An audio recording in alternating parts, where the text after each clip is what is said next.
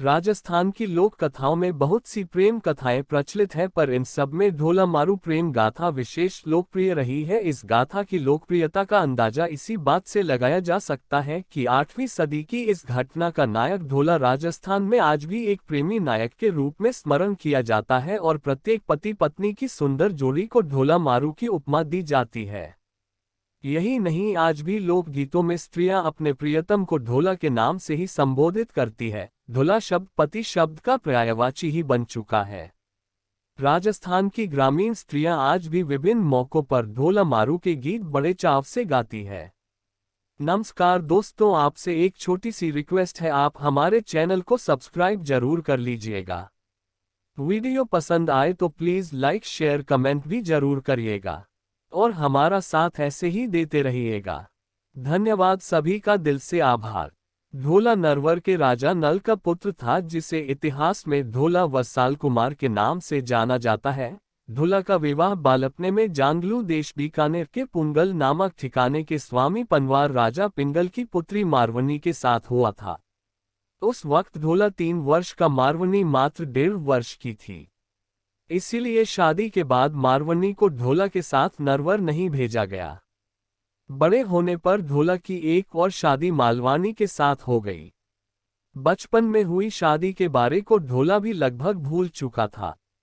उधर जब मारवनी प्रौढ़ हुई तो माँ बाप ने उसे ले जाने के लिए ढोला को नरवर कई संदेश भेजे।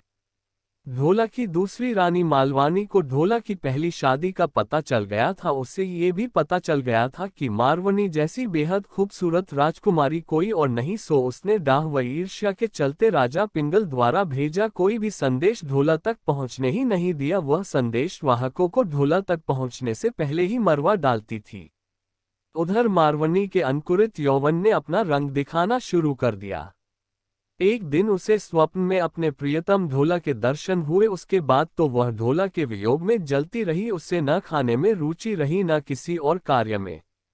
उसकी हालत देख उसकी मां ने राजा पिंगल से ढोला को फिर से संदेश भेजने का आग्रह किया। इस बार राजा पिंगल ने सोचा, संदेश वाहक को तो मालवानी मरवा डालती है, इसलिए इस बार क्यों न किसी चतुर ढोली को नरवर भेजा जाए जो गाने के बहाने ढोला तक संदेश पहुंचा उसे मारवनी के साथ हुई उसकी शादी की याद दिला दे। जब ढोली नरवर के लिए रवाना हो रहा था तब मारवनी ने उसे अपने पास बुलाकर मारू राग में दोहे बनाकर दिए और समझाया कि कैसे ढोला के सम्मुख जाकर गाकर सुनाना है।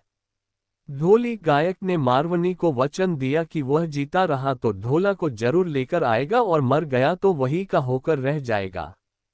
चतुर ढोली याचक बनकर किसी तरह नरवर में ढोला के महल तक पहुंचने में कामयाब हो गया और रात होते ही उसने ऊंची आवाज में गाना शुरू किया।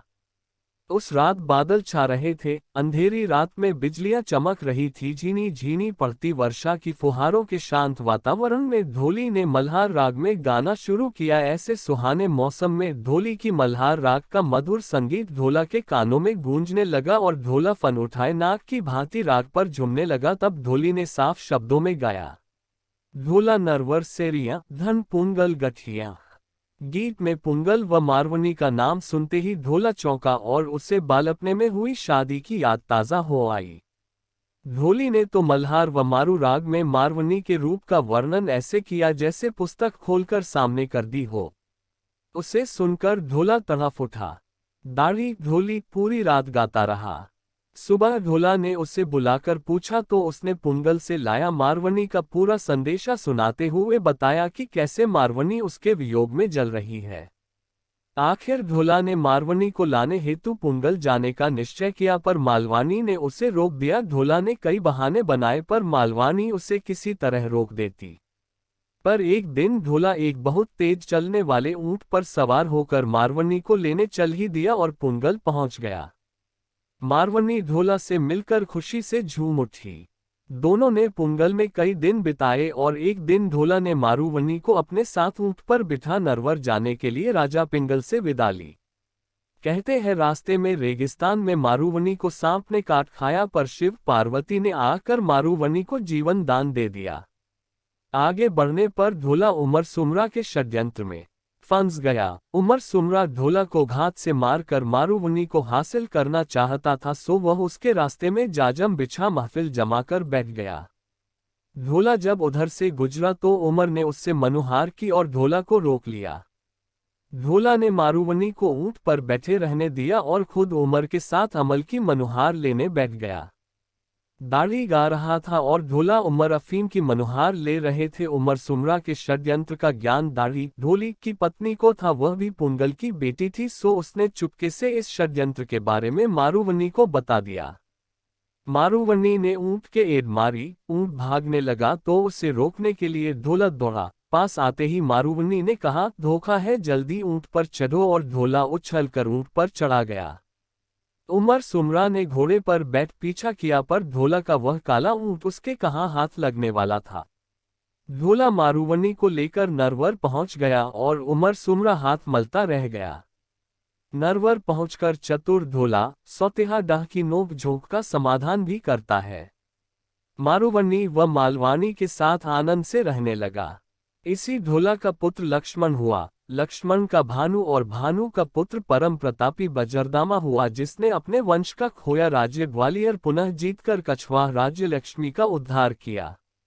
आगे चलकर इसी वंश का एक राजकुमार दुल्हेराया राजस्थान आया, जिसने माची, भांडारेज, खोह, झोटवाड़ा आदि के मीनों को मारकर अपना राज्य स्थापित किया। उसके बाद उसके पुत्र काकिलदेव ने मीनों को परास्त कर आमेर पर अपना राज्य स्थापित किया, जो देश की आजादी तक उसके वंशजों के पास रहा।